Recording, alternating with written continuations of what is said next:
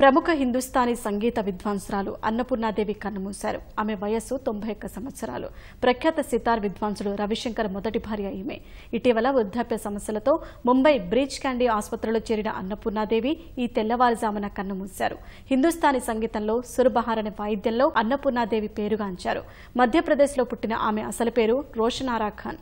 మెహర్ పాలకుడు మహారాజా బ్రిజ్నాథ్ సింగ్ ఆమె సంగీత పాఠవానికి ముగ్ధుడై అన్నపూర్ణ అనే బిరుదు ప్రదానం చేశారు.